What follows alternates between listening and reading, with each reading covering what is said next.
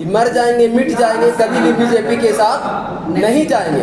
लेकिन आज उन्हीं के साथ गठबंधन है, एनडीए में है। आप उनके विषय में क्या कहना चाहते हैं?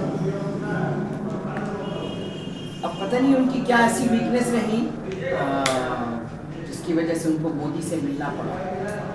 कहीं ना कहीं लेकिन लोगों तो बोले ना कि बीजेपी के मतलब होता सबसे बड़ा झूठा। ऑफ कोर्स झूठा। और एक्चुअली अगर कोई कुछ भी करता है, किसी तरह का भी क्राइम या किसी तरह का उसका इन्वॉल्वमेंट ऐसा रहता है और देखता है कि जब उसको इम्प्लीकेट किया जा रहा है then he joins the BJP. और ऐसी कंडीशन में वो बीजेपी में ज्वाइन कर लेता, फिर वो बिल्कुल साफ सुथरा होकर, लाइक वॉशिंग मशीन से जैसे निकलते हैं कपड़े, गंदे कपड़े साफ होकर, वैसे ही वो भी कोई भी किसी तरह का भी क्राइम किया हुआ हो वो सब उस चीज़ से बिल्कुल ही पाक हो जाता है। मतलब उस पर किसी तरह का कोई एलिगेशन नहीं रहता है, कुछ भी नहीं रहता बीजेपी ज्वाइन करने के बाद। तो उस पर भी किस तरह की कुछ ऐसी बातें रहती लोग मत पूछे। लेकिन ये बहुत ही बुरा रहा, बिहार की जनता के साथ से बहुत बड़ा धोखा रहा। जीत किया उन्होंने, ऐसा नहीं करना चाहिए था। लोगों ने बहुत ही विश्वास ट्रस्ट करके नीतीश जी को बनाया था और वो इस तरह से चले गए। That's very wrong. Second things I want to ask you, आरोप लगाते हैं लेकिन अपने बचना चाहते हैं। और आप देखते होंगे कि अधिकांशतः आज तक इनके राज्य में न तो कोई एफआईआर हो पाता है, न किसी को रिजाइन होता है और न अपने को बचाते हैं। टिड्डी की तरह बीजेपी की सरकार, जदयू की सरकार विपक्ष को तो फंसाती है, विपक्ष को चोर, बेईमान, लुटेरा बनाती है। लेकिन भारत में लगता है कि विपक्ष के लोग, पार्टी के सभी लोग बेईमान, चोर, लुटेरा हैं, गलत है।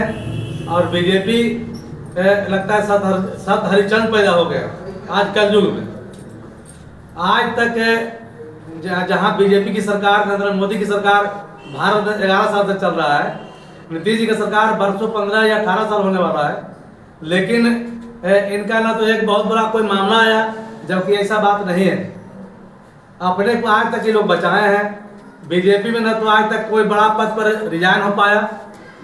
इसे पूरी सरकार बचा रही है, बहुत साफ सुथरी सरकार कही जाती है ये।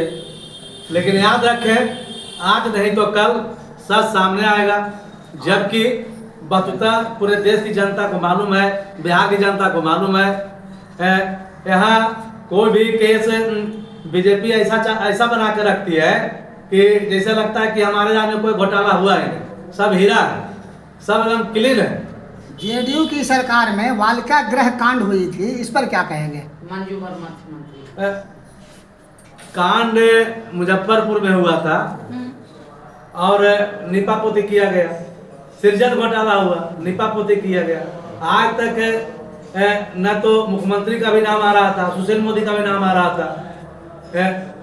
हमारे कुछ दिन, बहुत वर्षों की बात, पहले बात है, एक जगेश्वर चौधरी होते थे, जगेश्वर लाल, पूरा आरोप लगाते थे सभी विधायक को नालंदा जिला के कि ये विधायक 500 करोड़, श्रवण कुमार विधायक 500 करोड़ के हो गए।